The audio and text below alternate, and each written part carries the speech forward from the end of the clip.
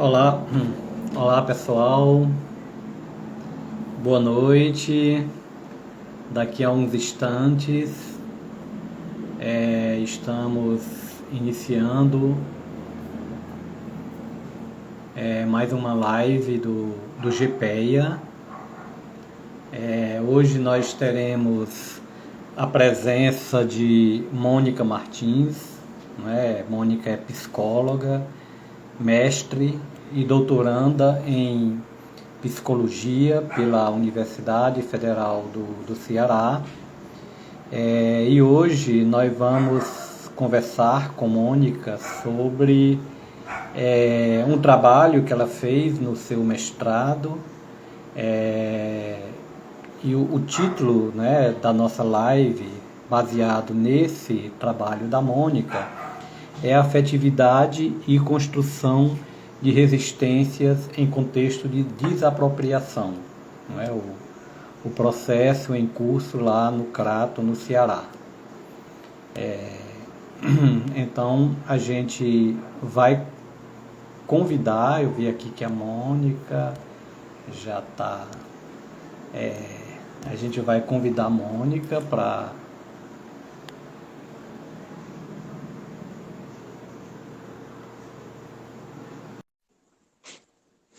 Já convidamos a Mônica.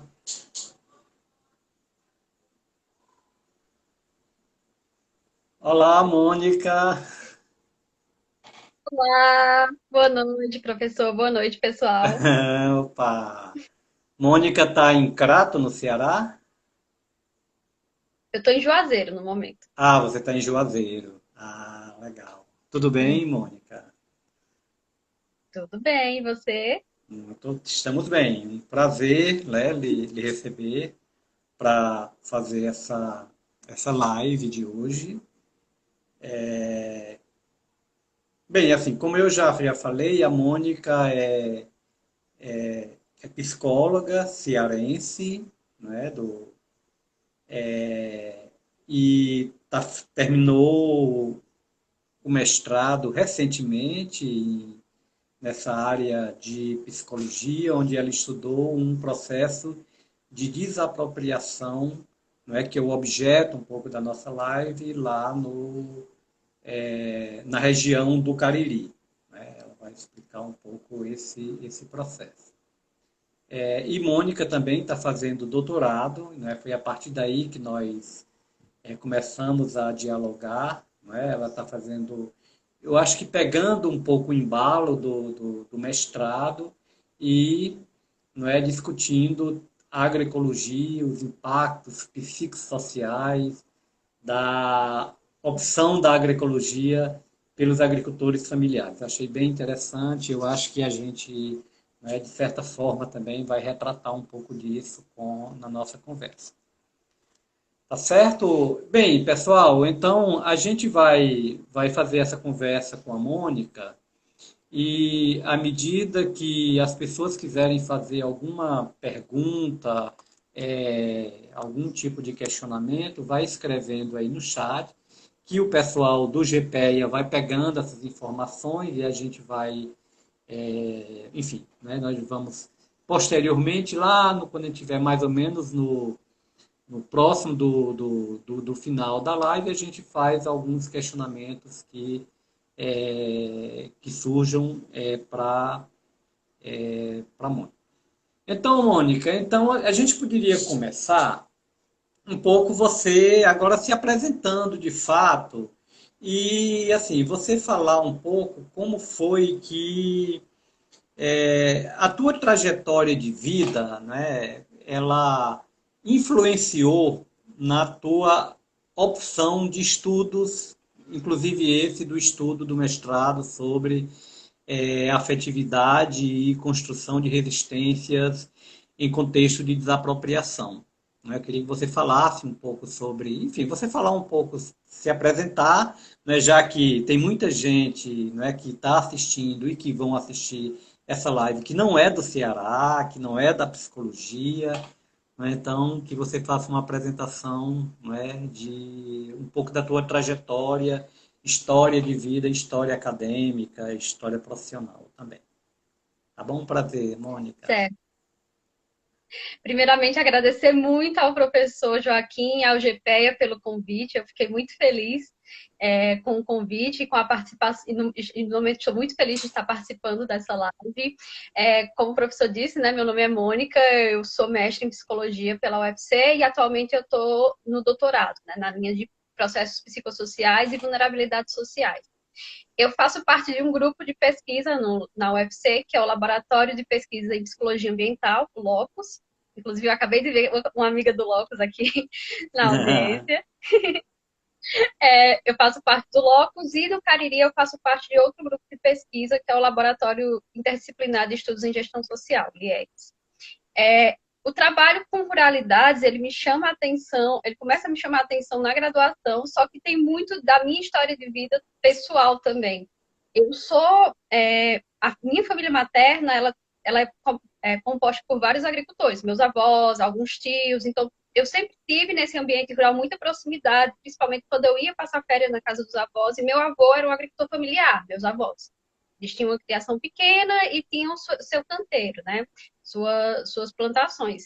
E à medida que eu fui crescendo, eu me identificava muito com o que era desenvolvido por eles lá no território deles, né? No sítio. E quando eu entrei na faculdade, um dos campos de estágios que foram ofertados nos primeiros estágios de psicologia foi o estágio no NASP, que é o Núcleo de Atenção à Saúde da Família. E esse NASP era na zona rural do Crato. E foi a partir desse trabalho no NASF que eu meio que retomei essas reflexões de origem, né? Da vida rural, dos aspectos subjetivos a respeito do contexto rural. Então, a partir dessa atividade do NASF, eu comecei a estudar um pouco mais sobre ruralidade e psicologia. Eu acho que a porta de entrada foi a psicologia comunitária, né? Base comunitária, fui monitora por um tempo dessa disciplina. E essa disciplina ela dialoga muito com estudos relacionados a comunidades. E também, mais adiante, quando eu comecei a trabalhar para um projeto do governo federal, que era o NEDET, né, o Núcleo de Extensão e Desenvolvimento Territorial. Esse projeto ele era sediado por várias universidades e aqui no Cariri ele foi sediado pela UFCA, eu fui contratada para ser assessora territorial e passei 2 anos acompanhando grupos produtivos, inclusive grupos produtivos agroecológicos aqui na região do Cariri. Eu passei, na minha assessoria, o direcionamento do trabalho era voltado para mulheres e jovens, era assessoria de gênero, era voltado para justamente esse suporte às mulheres e jovens que faziam parte do colegiado territorial do Cariri.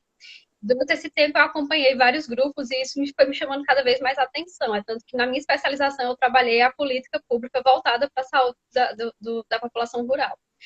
E quando chegou na época do mestrado, né, que eu resolvi que eu ia trilhar essa caminhada, né, no mestrado, foi justamente nessa época que eu era assessora que eu tive contato com um evento que foi promovido pelo Fórum Popular das Águas do Cariri, que é o fórum criado pela comunidade como expressão de resistência ao processo de desapropriação, como também como uma forma popular de controle social da obra. Espaço esse que eles não conseguiam encontrar em outras instâncias da política pública. Então, foi um momento que foi muito decisivo para mim.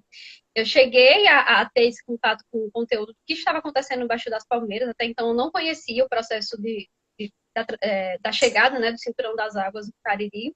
Isso me chamou muita atenção, porque a forma foi apresentado, né, o problema que os moradores estavam vivenciando, e isso me inquietou muito como nessas políticas públicas, quando envolve obras de grande porte, toda a questão relacionada à vida, a vínculos, a perspectivas psicossociais é totalmente desconsiderada nos planos de medidas mitigatórias e também no plano de remoção das famílias. Então, ótimo. Um dos pontos que foi considerado crítico para os moradores foi justamente isso. Eles chegam aqui, desconsideram nossa história, desconsideram nossa cultura, desconsideram toda a nossa trajetória nessa comunidade e falam que eu tenho que sair da minha casa e ainda falam de uma forma extremamente invasiva, sem nenhum aviso prévio. Eles não foram consultados, né, previamente sobre essa questão da remoção. Eles ficaram sabendo porque pessoas que faziam parte da empresa terceirizada chegam até os territórios e começam a adentrar as residências para fazer as medições, né, dos espaços de demolição. E isso assusta muito os moradores. E foi justamente isso o ponto de partida do movimento de resistência que foi criado nesse território. Isso foi em que ano, então, Mônica? o início?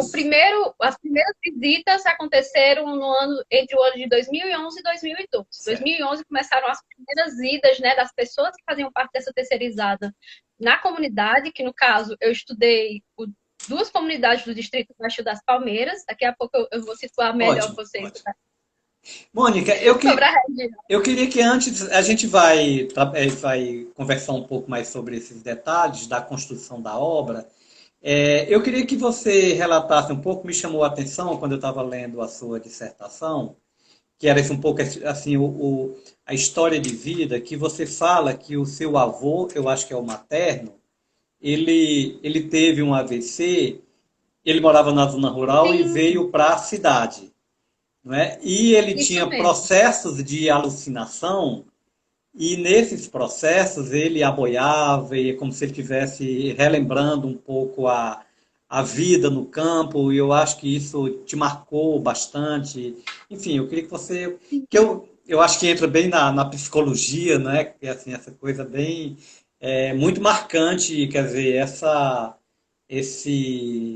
cultura enraizada, né, das pessoas que são do meio rural, da agricultura e tudo mais. Assim, como... Isso mesmo. Meu avô paterno era esse que eu falei para vocês, né? Que era agricultor familiar, ele tinha uma pequena produção, um pequeno curral. Eles produziam também queijo na região. Todo o trabalho dele sempre foi voltado para pequenas feiras. Ele tinha feijão, milho, inclusive eu lembro muito dos quartos lá com silos enormes, né, para poder juntar a produção. E quando eu tinha mais ou menos uns 14 anos, esse meu avô teve um acidente vascular cerebral decorrente de uma cirurgia.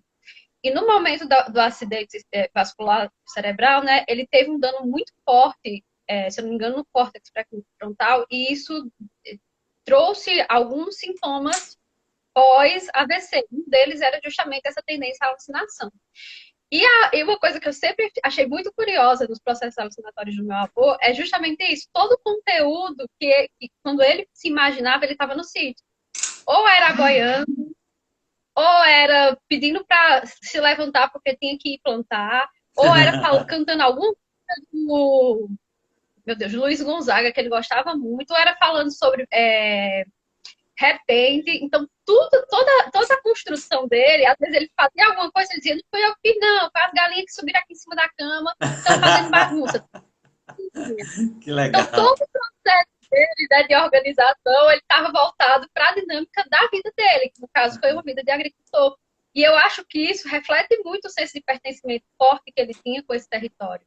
Uhum. Que ele nunca esquecia. Algumas coisas ele esquecia, mas do sítio ele nunca esquecia. Dos bois ele não esquecia. Ele nomeava nome por nome Ah, que de cada legal. animal quando ele tinha esses momentos dos aboios, né? Então, esse pertença era tão forte dele com esse território, né? Que é uma coisa que a gente estuda muito em psicologia ambiental, é a apropriação do espaço, identidade de lugar e pertencimento, que inclusive foi uma categoria expressiva na minha pesquisa. O pertencimento dele era tão forte que todo o processo de organização dele envolvia também elementos da cultura dele, né, como pequeno agricultor familiar na Paraíba. Então, ele sempre se reportava ao espaço do sítio, das vacas, da plantação, em todo esse contexto, quando ele tinha esses momentos. Uhum. Certo. Aí, uma outra coisa também que me chamou a atenção, lendo a tua dissertação, foi. é, eu estou falando isso porque tem muita gente enfim, que não é do Ceará e nem próximo ao Ceará, nem do Rio Grande do Norte, sobre o que você falou sobre o que é o Cariri, né? A região do Cariri, o território do Cariri. Você falou que parece que tem um amigo seu que diz assim que as pessoas quase nem dizem assim, eu sou de Crato, ou eu sou de Juazeiro.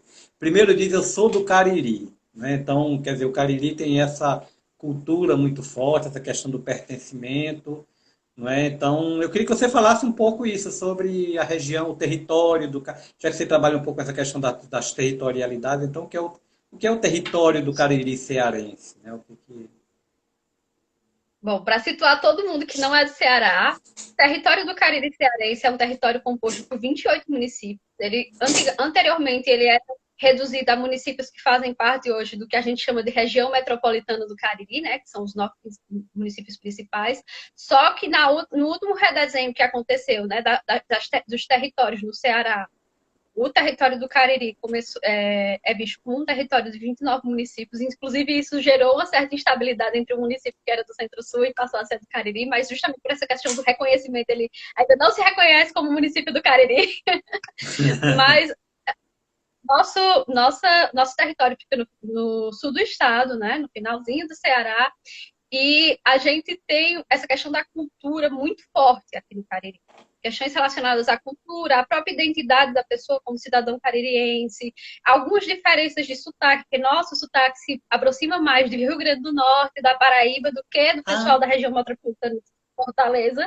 Toda vez que a gente chega em Fortaleza, eles têm um choque. Não, você está vindo da Paraíba? Você está vindo do Rio Grande do Norte? Não, estou vindo de Juazeiro. O Diti, justamente porque essa metade, né, do Sul, a gente tem mais essa aproximação com aspectos culturais dos estados vizinhos, né, da Paraíba, do Pernambuco, do Rio Grande do Norte, do que da parte, né, da região metropolitana de Fortaleza. E o Cariri, ele tem esse destaque, né, relacionado a políticas voltadas à cultura, a questão de território, de preservar a diversidade cultural da região. Existem grupos de cultura históricos, existem pessoas aqui que são consideradas mestres de cultura. Então, tudo isso relacionado à cultura, à vivência no território, é muito importante para os caririenses. É tanto que eu falo na minha dissertação, né, do meu amigo, que ele fala que o Cariri é um estado de espírito, não é visto só apenas como um território físico, mas também tem esses aspectos relacionados a como essa cultura é embrincada, né, no sujeito da cidade, a ponto de quando você chega num lugar, a maioria das vezes você, sem nem pensar, fala que é do Cariri. Esquece de falar que eu sou de Juazeiro, eu sou do Crato, eu sou do Barbalha, já pensa diretamente no Cariri. E essa projeção, né, dessa imagem do Cariri cultura, do Cariri que tem essa valorização com a sua história do território, ela é forte, inclusive, fora, né, do nosso contexto. Quando a gente, por exemplo, expressões culturais que são muito daqui, como o Maneiro Pau, as próprias danças de coco que existem por aqui, o reizado, que é muito forte aqui na região, ganha projeção fora é sertão. da região. É uma região, fica no sertão. É sertão. É sertão. Aqui é região semiárida. A gente vive no semiárido. Aqui no Ceará a gente tem esse diferencial, né? Porque é o único estado que está 100% dentro do sertão. Quando a gente pensa nos estados do Nordeste, o nosso é o único que está totalmente dentro do sertão, né? A gente vive numa área de sertão, só que existe uns espaços que tem um clima diferenciado por conta da floresta do Araripe, que é outra coisa que é muito particular da região, que é essa cobertura, né, das cidades que fazem parte desse lado da floresta do Araripe, principalmente Crato, Nova Olinda. Então, é bem interessante perceber esses detalhes. Inclusive, quando a gente vai entrar em contato com as comunidades, né? A gente vai pensar a questão da água, eles até falam, olha, a gente vive no sertão, mas aqui a gente não tem tanto problema com água, porque tem as fontes, alguns mananciais que vêm justamente da floresta. Então, eles vão trazendo esses aspectos, né, da aproximação do que é da Chapada do Araripe, mas também as características de sertão que existem por a gente estar numa zona semiárida. E dentre as cidades do Cariri, a gente tem o Crato. O Crato, ela é uma cidade que é a cidade de maior IDH da região. É uma cidade que faz parte desse conglomerado, né, que se chama, como eu falei para vocês, região metropolitana do Cariri, apesar de Juazeiro ser considerado meio como se fosse a capital, não seria bem esse nome, né? A cidade sede. Crato é uma cidade que destaca cada vez mais nesse cenário, e uma das características interessantes do Crato é que é uma cidade com uma densidade territorial gigantesca, eu acho que eu estou exagerando um pouco, mas muito grande de zona rural. Uma zona rural. Uma cidade que ela é eminentemente tem uma zona rural significativa. Se eu não me engano, são 11 distritos rurais. Diferente de Juazeiro, que só tem 3. Legal. Uma parte da população mora no meio rural, muito... Isso. Existe um grande contingente populacional na cidade, só que o campo também é bem povoado. Bem povoado. E no meio dessas várias comunidades, aí chega o Baixo das Palmeiras, né? Eu deixei o Baixo das Palmeiras. Certo, a gente vai chegar lá daqui a pouco, né? Eu queria que, antes de a gente chegar lá na obra em si, não é? porque também você discute um pouco isso na tua dissertação sobre essa questão da água, do discurso da seca, não é? Enfim, que um pouco a transposição do Rio São Francisco, que a parte do Ceará, pelo que eu entendi, é esse, não é? O cinturão aí do. é, como é que você abordou essa questão, não é, da água, da seca, da indústria da seca, da convivência com o semiárido, enfim, não é, assim, como foi essa obra chegou como, tipo assim, a modernização, como a solução do problema da seca, enfim, um pouco essa abordagem. Então, mesmo sendo da psicologia, eu compreendo que eu não posso falar de política pública sem estudar o que são políticas públicas. Então, a primeira coisa que eu me reportei, inclusive o primeiro capítulo da minha dissertação, é totalmente voltado para teorias relacionadas à gestão pública e questões relacionadas ao percurso das políticas públicas de recursos hídricos do Estado. Então, uma das coisas que eu levantei sobre as políticas públicas, que quando você, por mais na frente for falar da obra, vocês veem que é crucial, é que desde a sua composição, a política pública tem que ter na sua composição, né, na organização de determinadas atividades, presença de membros da sociedade civil, do poder público e do segundo setor, que no caso seriam os setores privados. Só que o que é que a gente percebe? Que isso não aconteceu só no Cinturão das Águas, mas em várias obras públicas. A população nunca é chamada.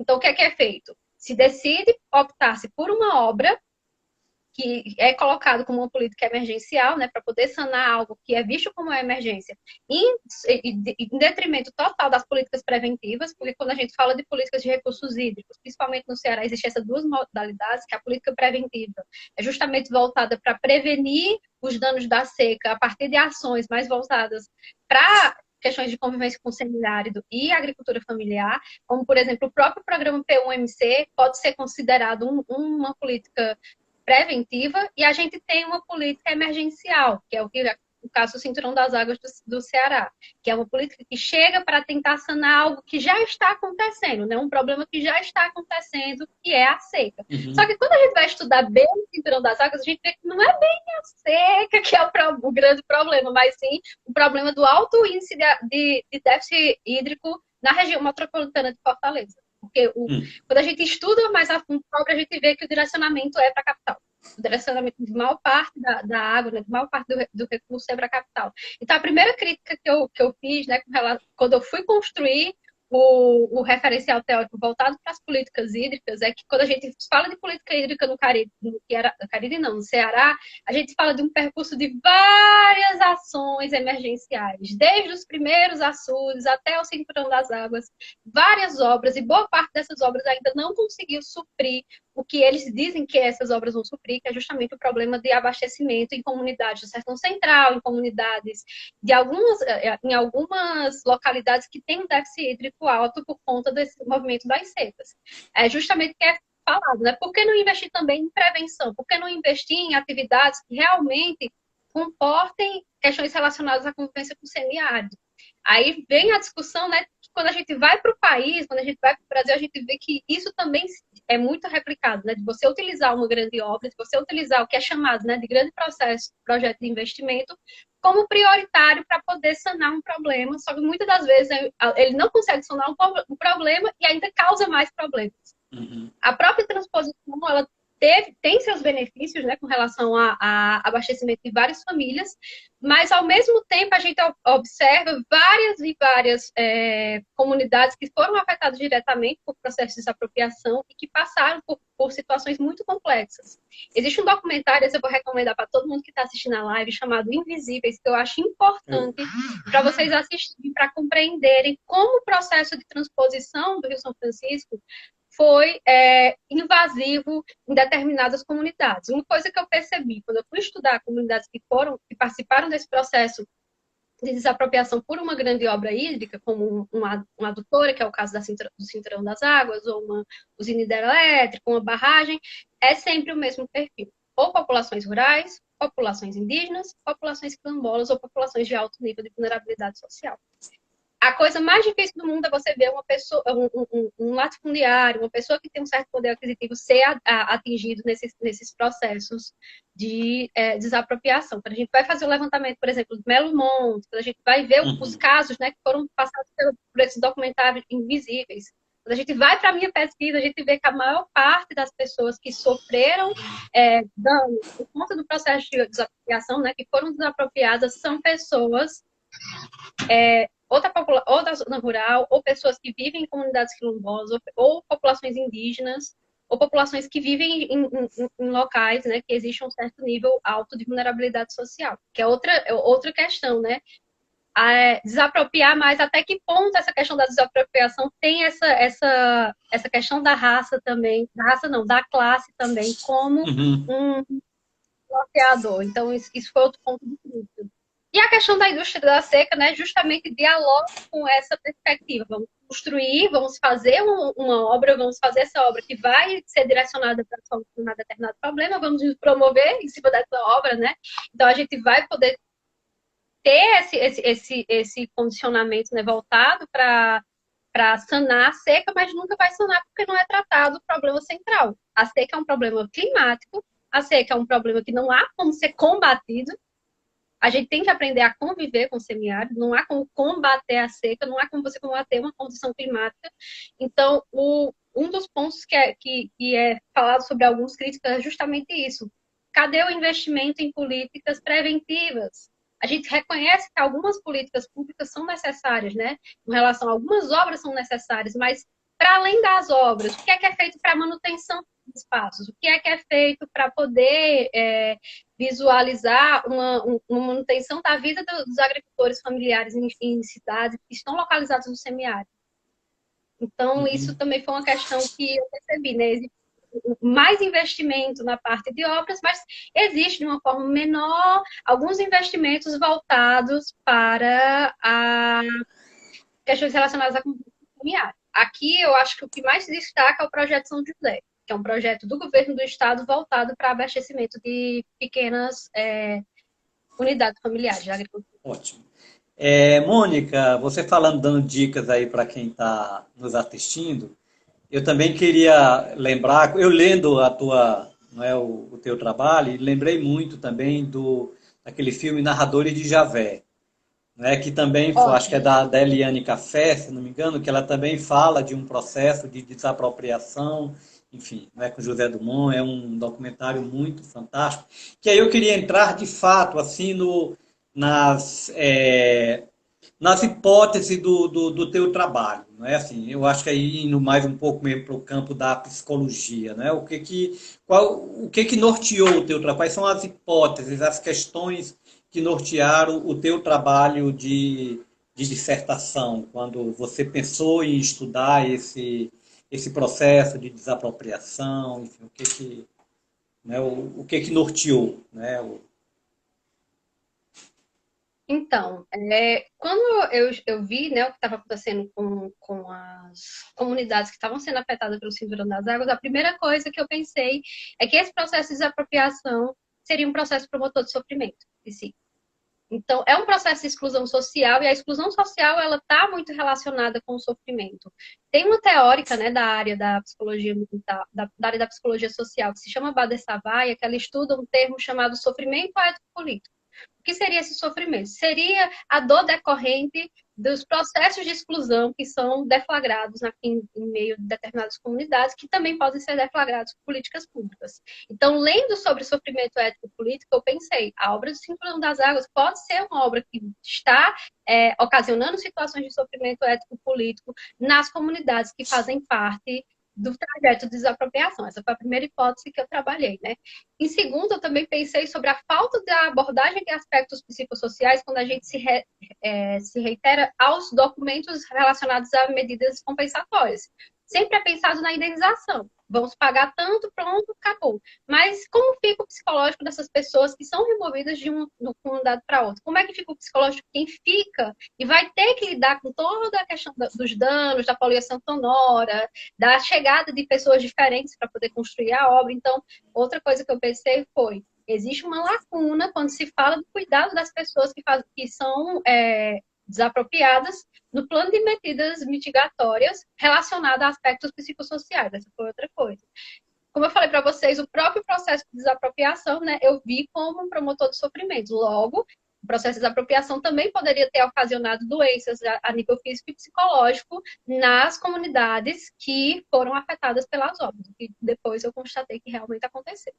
E, por fim, a questão do problema, né, da falta de participação das pessoas no processo desde o planejamento de uma obra desse porte.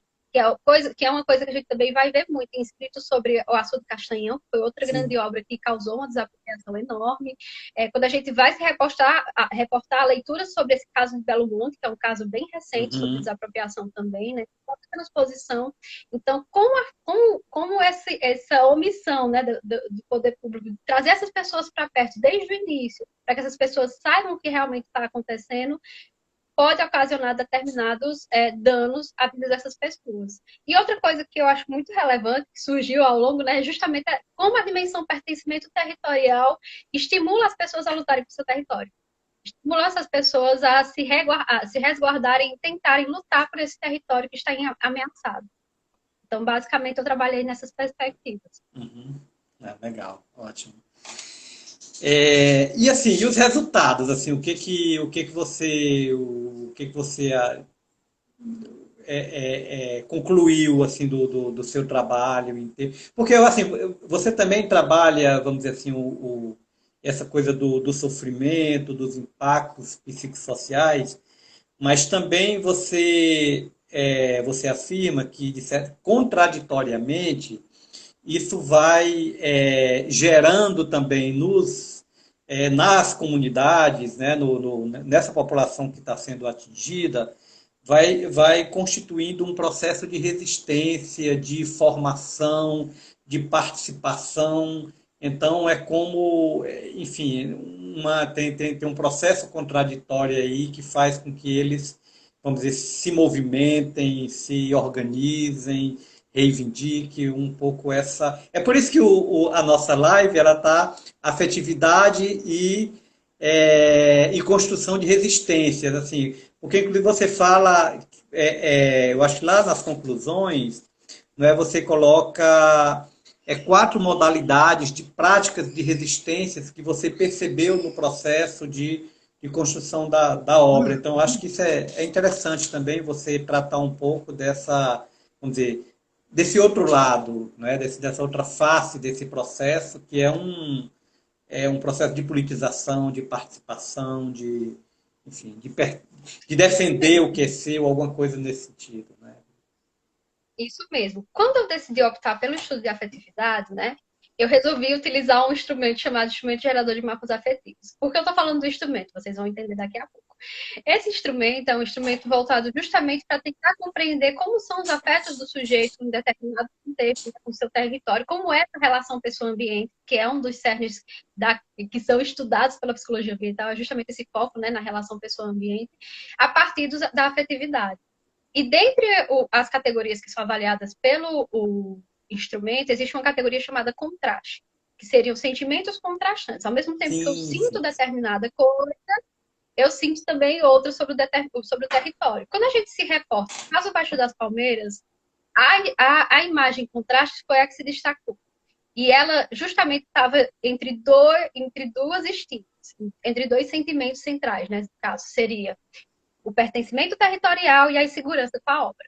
Ao mesmo tempo que eu me sinto pertencente a esse território, ao mesmo tempo que eu vejo esse território como extensão da minha vida, ao mesmo tempo que eu vejo as redes de apoio social e os equipamentos sociais como fatores importantes para a minha manutenção nesse território, eu estou inseguro, porque eu estou com medo de perder tudo isso, que eu estou com medo de ver esse território ser destruído. Então, a gente tem esses dois polos de sentimentos, né? O pertencimento territorial muito forte e o medo e a insegurança e o medo da chegada da obra. Só que justamente por esse pertencimento territorial ser bem consolidado, né?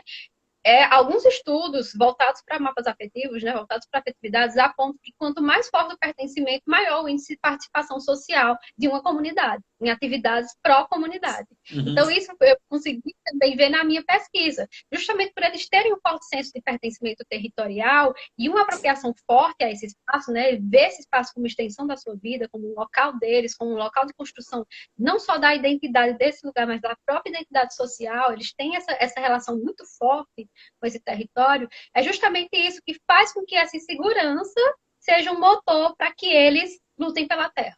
Então, eu estou com medo do que vai acontecer comigo, eu estou com medo de tudo que está chegando até mim, eu não quero sair do meu território, eu não quero perder os vínculos. Alguns moradores falavam que não queria se afastar dos amigos, que não queria se afastar da família, mas justamente por eu amar tanto esse território, amar tanto todo esse contexto, né, eu me senti tão parte daqui que eu vou lutar para que não aconteça nenhum mal com o meu território.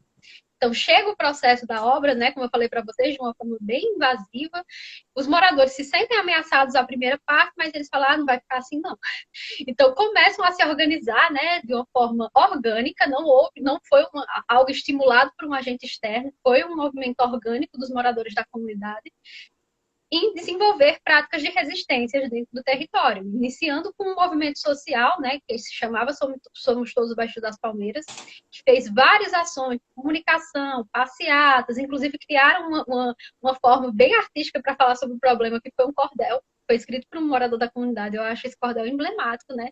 Ele traz o elemento do Cariri, né? Do porte do Cariri, que é essa coisa cultural, para poder denunciar um problema, que no caso era a desapropriação.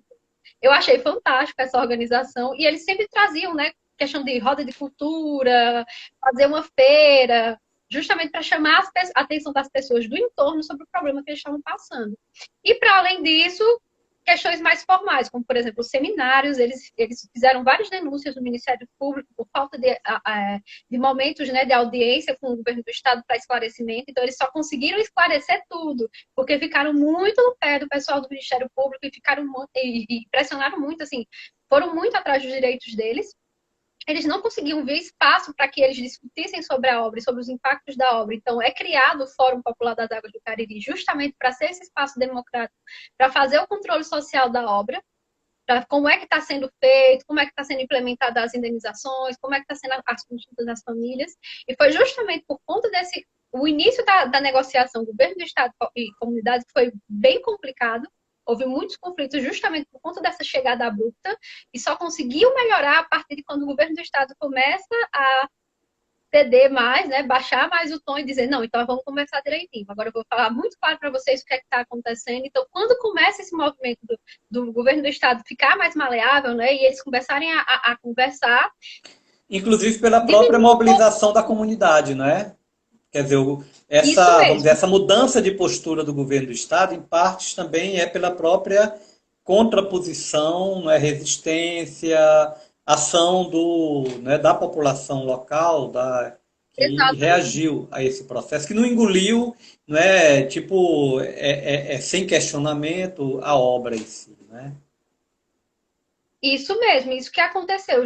Eu vejo como essa mudança de posição do governo do Estado com relação às famílias impactadas, eu vejo como resultado direto desse movimento orgânico de defesa pela terra, que inclusive foi uma coisa que chamou muita atenção, pessoas do governo do Estado. Peraí, comunidade tal foi atingida, eles não falaram nada. Comunidade tal foi atingida, eles não falaram nada. Por que vocês estão nesse movimento de resistência? O que é que chama tanta atenção?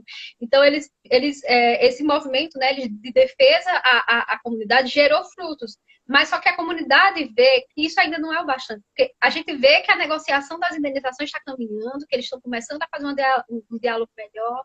Quer dizer que Algumas essa famílias obra já estão nesse permanece processo, ainda, está em curso, essa obra está em curso ainda. ainda está em curso. Ela foi paralisada por conta da pandemia, né? Ia começar algumas construções, mas por conta da pandemia houve uma paralisação, mas a perspectiva é de retorno. Então, tá tendo esse processo, né? Só que, ao mesmo tempo, os moradores falam, ok, tá vendo essa questão das indenizações e tal. E a nossa saúde, como é que fica? E quem vai ficar, como é que fica? Uhum. Como é que vai ser? A gente vê a nossa comunidade ser partida ao meio, como um morador desse, para ficar parecendo um camaleão. Como é que a Uhum. gente como é que eu vou me sentir como outro morador que eu apliquei uma parte que ele desenhou, né? O lugar favorito dele, que era um monte, né? Na comunidade. Como é que eu vou me sentir bem se o lugar que eu ia para descansar, o lugar que eu acho mais bonito da comunidade, vai ser destruído? Como é que eu vou nós, muito bem, estão pensando sobre a desapropriação, né, sobre todo esse movimento da retirada, estão falando de indenização, e a gente, como é que fica? Como é que fica nosso psicológico, como é que fica a nossa vida? Então, foi justamente isso que eu também trouxe um pouco, né, Viu? É isso, viu, na luta do Mônica, que me fez relembrar muito Narradores de Javé, porque tem uma parte, né, que uma mulher diz, porque no processo de o cemitério ia ser coberto de águas. Então aí ela diz assim, e aí, como é que vai ser, como é que a gente vai rever os nossos entes queridos se, né, o cemitério vai ficar por baixo d'água? Então essas questões, né, assim, vamos dizer, que você está tratando, né, psíquicas, né, elas são muito impactantes, pouco levadas em consideração nesses modelos convencionais de desenvolvimento, de progresso, de modernidade. Né? Então, inclusive, eu queria que você até entrasse, que você trata um pouco também, que eu acho que isso é uma questão central na resistência, e aí assim faz um pouco o link com a agroecologia, com a agricultura familiar, que é quando você fala de uma nova racionalidade, né? Pelo que eu entendo, quer dizer, esses movimentos de resistência também, né? Além vamos dizer, da negação dos problemas da obra, emerge também vamos dizer, um novo proposição de uma nova perspectiva de desenvolvimento, que é essa questão da uma nova racionalidade, a ideia de desenvolvimento sustentável, socioambiental, enfim, um pouco isso que você também tratou um pouco no seu trabalho. Porque assim, viu, Mônica, eu me lembrei também, você falou várias vezes de Belo Monte, que também é uma obra muito marcante, talvez é a obra macro, assim, do ponto de vista de desapropriação, e eu vi uma reportagem, né, um repórter ele perguntava a uma mulher, né, uma ribeirinha, ela perguntava, e aí, como é a sua vida aqui? Ela assim, a vida aqui é muito boa, porque a gente tem a roça perto de casa, então a gente planta, tem o rio que a gente pesca, enfim. E aí o repórter pergunta, mas e aí, como é que vai ser, né, com a desapropriação? Aí ela disse, não, é o progresso. Então, assim, a coisa da resignação, não é? Quer dizer, ela não tinha a perspectiva de dizer, não, existe uma outra possibilidade de desenvolvimento, existe um outro modelo. Né? Eu queria ver, assim, se você trabalhava um pouco essa questão vamos dizer, de uma nova racionalidade, o que significa um novo modelo de desenvolvimento, de modernidade, de progresso, né? Como é que você percebeu isso, né, no movimento? Uma nova proposição, E não é? Política, inclusive. a primeira coisa que foi, assim, uma coisa muito importante que eu vi é que não há como você pensar política pública sem pensar nas pessoas que estão por trás dessa política pública. Então, a primeira mudança que tem que ter é quando for construir determinado projeto, quando for construir determinada política pública, pensar nas pessoas. Ter essa dimensão da subjetividade inclusa, ter essa dimensão da cultura dos sujeitos inclusos, que isso a gente vê que não é considerado. Isso foi claramente observado no caso do Cinturão das Águas. A outra reflexão que é feita é justamente sobre o contraponto, né, das ações voltadas para a sustentabilidade e desenvolvimento sustentável. Uma das ações, né, que foi bem colocadas entre o processo de resistência foi justamente essa valorização da cultura campesina de lá da região. Né? Eles Uhum. criaram uma casa de cultura, que é a Casa de Quitéria. Eles desenvolvem trabalhos belíssimos voltados para questões relacionadas à cultura local. E um dos projetos norteadores no momento é justamente uma agrofloresta. Eles estão trabalhando no princípio da agroecologia com as crianças da comunidade, né, que fazem parte de outro projeto, um projeto da escola, eles se integraram para poder desenvolver as ações. Então, são feitas várias oficinas sobre bomba de semente, sobre como é feito o manejo. As crianças já criaram o primeiro ponteirinho agroecológico. Existe uma feira de produtos agroecológicos, né, para estimular a participação dos agricultores agroecológicos locais, né, a venderem, fazer essa questão do comércio endógeno, né, venderem na comunidade também, para a comunidade conhecer melhor. E essa troca de saberes. Teve uma vez que a gente promoveu uma ação voltada justamente para pensar, né, a questão da agroecologia a partir dos saberes advindos da comunidade. E um dos moradores fez uma oficina maravilhosa sobre a questão do manejo de pragas, tudo voltado para isso, falando, olha, gente, eu trabalho com essa perspectiva. Algumas pessoas nem sabiam que ele era um produtor agroecológico.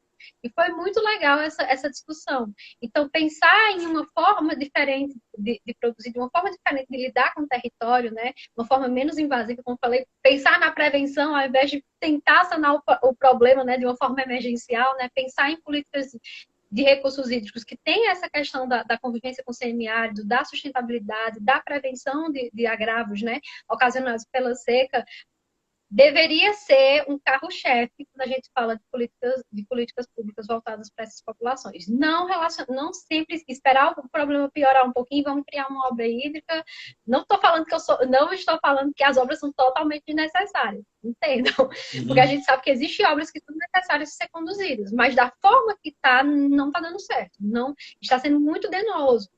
Não há um diálogo com as comunidades afetadas, não há esse processo de valorização das pessoas que estão por trás disso, né? Então, que vão ser diretamente afetadas pela condução da obra. Então, eu acho que isso faz mais. Uma das coisas que ficou muito necessária é que o humano, né? A questão da dimensão humana subjetiva, ela tem que estar também nesse espaço. E a própria relevância do pertencimento territorial, que eu acho que foi uma coisa que me chamou muita atenção, né? Quando esses sujeitos, esses agricultores familiares, se sentem valorizados no território, quando eles se sentem. Tem essa reconexão que a agroecologia, eu vejo muito isso da reconexão do agricultor com as práticas originárias, ou seja, sair dessa lógica, né, para uma lógica que retoma os modos de vida campesinos do passado, então fazer esse resgate da identidade da agricultura familiar é um processo importante também. Lá, como eles tinham esse pertencimento muito forte, esse senso de valorização do trabalho, da cultura, do território, muito forte, isso impactou. E foi justamente por aí, sobre a questão desse pertencimento territorial, que eu resolvi trabalhar com a agroecologia na minha tese. Foi Uhum. justamente prestando atenção, né, do que estava acontecendo lá na comunidade, né, da utilização de ações voltadas para a agroecologia, para poder também trazer essa temática da sucessão rural, da permanência do território, da defesa do território para as crianças e jovens, né, e também para produtores rurais locais, né. E foi justamente com isso, né, e pensando em algumas ações estratégicas que eu também observei, ecológicos. Quando eu fui consultora, né, quando eu fui assessora territorial, eu resolvi na minha tese, né, eu estou começando agora, estou começando esse processo agora, mas eu espero partilhar com vocês assim que Com estiver certeza. Daqui pronto, uns 3 anos, né? trabalhar daqui aos 3 anos, trabalhar quais são os impactos do processo de transição agroecológica, justamente nesse senso de territorialidade do agricultor familiar. Aí, no caso, eu vou fazer a pesquisa aqui no Cariri novamente, porque eu não largo o Cariri. Então, eu vou desenvolver alguns agricultores familiares de um projeto do governo do estado do Ceará em parceria com o Fundo Internacional de Desenvolvimento Agrário, né, o FIDA, que se chama Projeto Paulo Freire.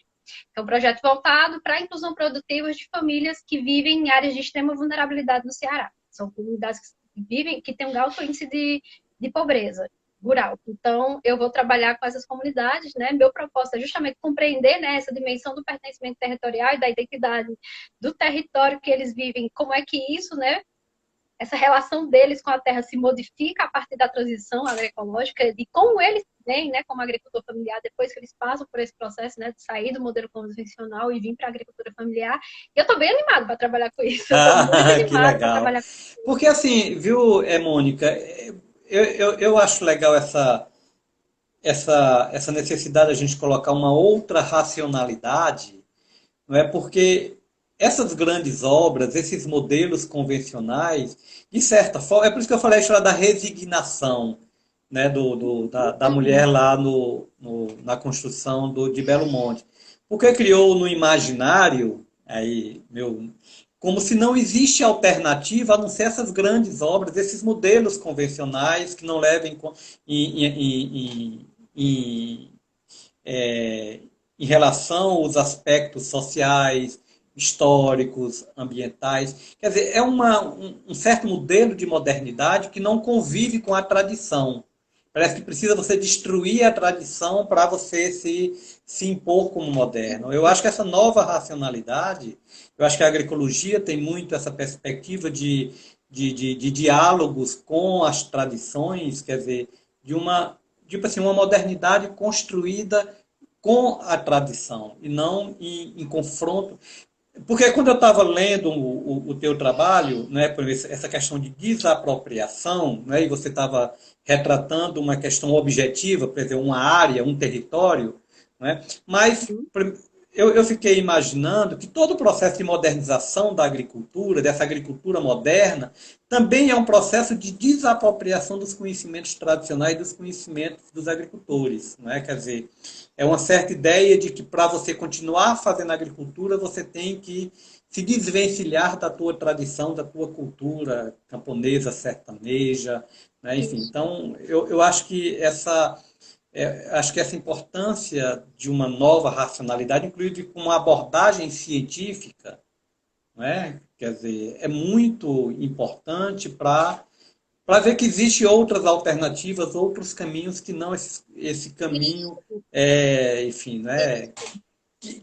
Que de certa Por forma isso que eu ele falei, está se repetindo. Né? Você falou do Castanhão. Quer dizer, no Rio Grande do Norte teve a né? barragem Armando Ribeiro Gonçalves. Quer dizer, que foi esse processo de construção de grandes obras, destruindo comunidades, né? Quer dizer, isso é uma coisa recorrente na história do Brasil, né? Nos modelos de Isso mesmo. desenvolvimento. Né? Então, é como se a gente estivesse revivendo tragicamente a história. Né? Enfim, um pouco. Uhum. E é justamente por isso que eu falei, né, sobre a questão da emergência pela prevenção, né? Você deixar de trabalhar elementos que vão fortalecer o território, né, a partir dessas políticas de prevenção e trabalhar obras. Porque muitas das obras, quando a gente se reporta, né, para a história de obras hídricas que aconteceram no estado ou fora, muitas das obras são escolhas muito equivocadas. São Uhum. escolhas que eu realmente foram escolhas equivocadas e que essas escolhas, como o professor mesmo falou, tem uma base, que é justamente o modelo de desenvolvimento. Então, a gente chega no cerne da questão que o modelo de desenvolvimento que ampara essas políticas públicas também é extremamente problemático.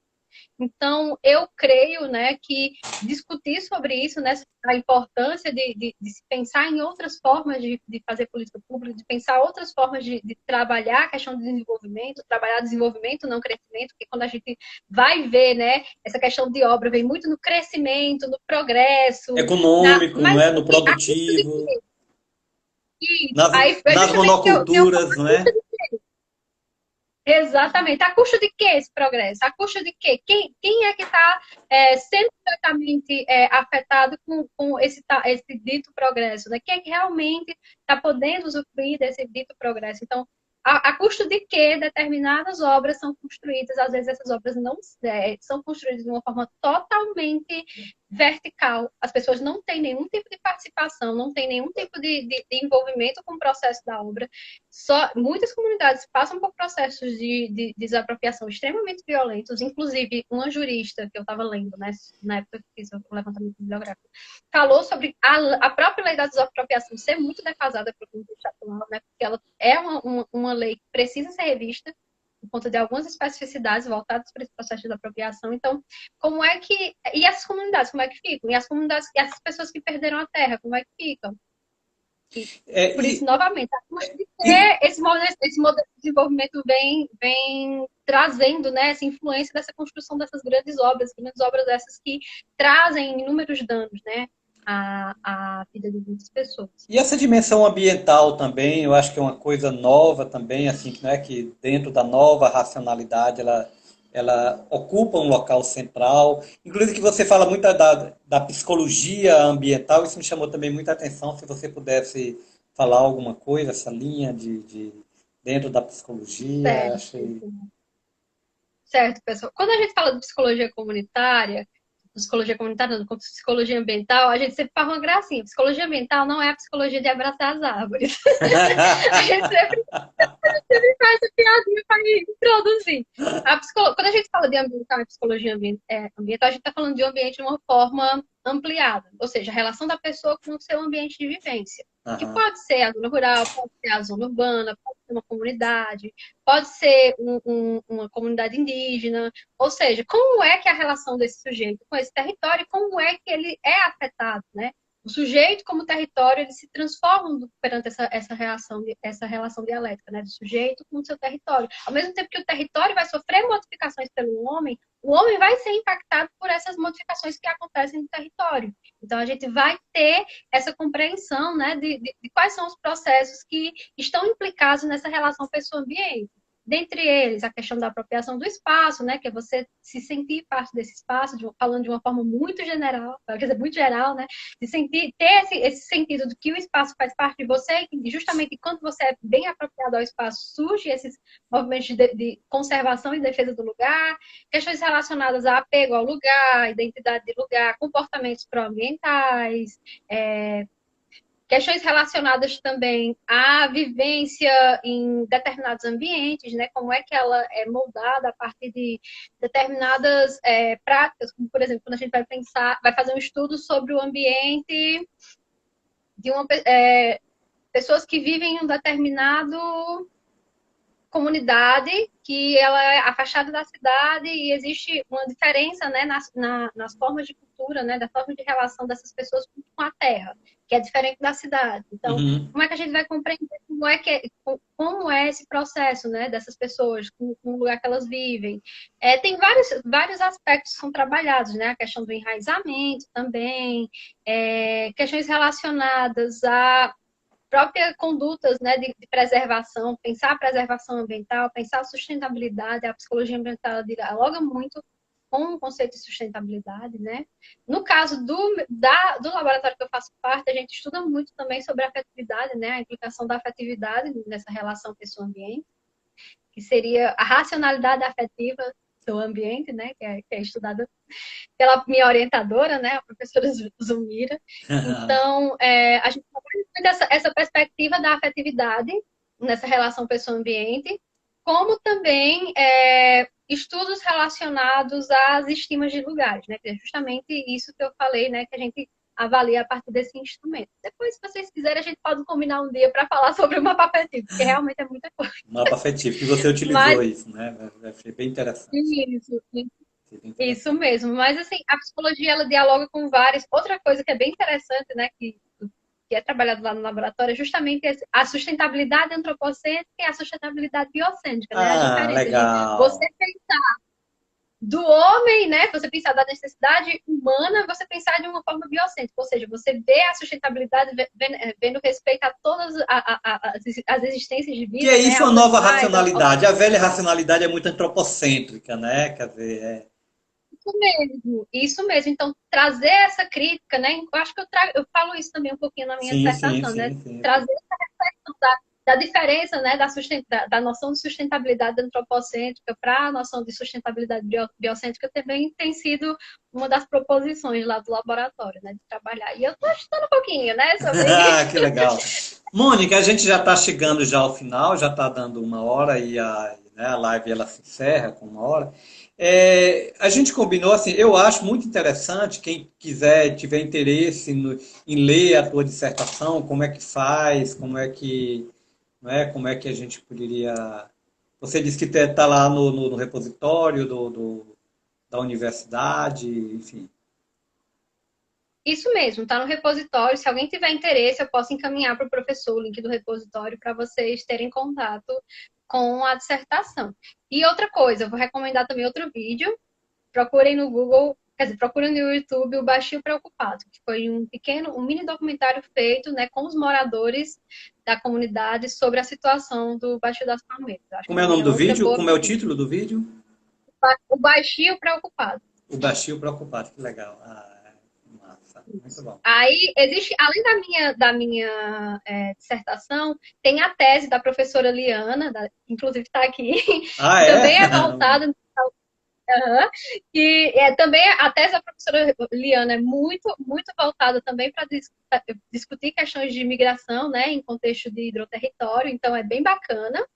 E também tem a dissertação do Lírio Nobre, que inclusive é morador, né, da região, ele é doutorando em geografia, no trabalho de Hum, dissertação dele do mestrado em desenvolvimento sustentável, ele trabalhou também sobre o Baixo das Palmeiras, nessa perspectiva dos aspectos, né, da desapropriação, pensando na geografia, pensando justamente no posicionamento crítico sobre essas chegadas de grandes obras em comunidades rurais.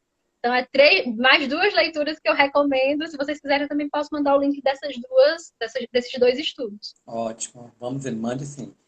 Mônica, e o que mais? A gente já tem assim 1 minuto para você fazer algumas considerações finais.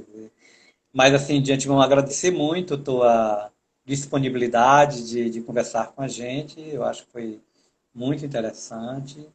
E assim, o que que você poderia dizer aí como fechamento? Bom, pessoal, eu quero agradecer muito, né, ao professor e ao GPEA pelo convite novamente. Pedir desculpa se eu falei um pouquinho rápido demais, porque infelizmente eu tenho esse probleminha de falar um pouco rápido, às vezes pode parecer um pouco acelerado, né? Mas agradecer demais e dizer que eu estou muito assim feliz em ter participado desse momento e se o GPEA precisar de mim, eu Vai, estou por aqui.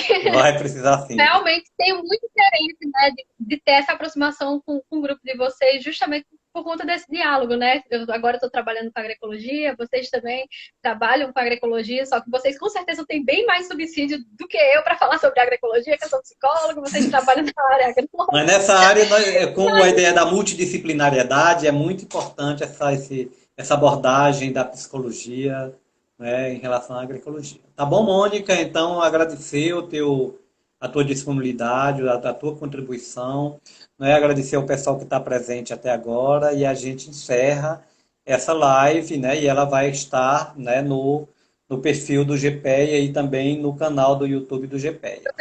Oi. Professor, só mais um aviso. Pessoal, se vocês quiserem conhecer mais sobre psicologia ambiental, o UFC Locus, o Insta, viu, pessoal? Sigam lá o Insta do laboratório que vocês vão ver que tem uns projetos bem legais que estão sendo desenvolvidos pelo laboratório. Ótimo, tá bom. Divulgação feita, tá bom? Ei, um abraço, Mônica, um abraço a todo mundo. A gente, boa noite, né? E a gente se encontra em outras lives, né, que faremos, tá bom? Tchau para você. Obrigada. Tchau.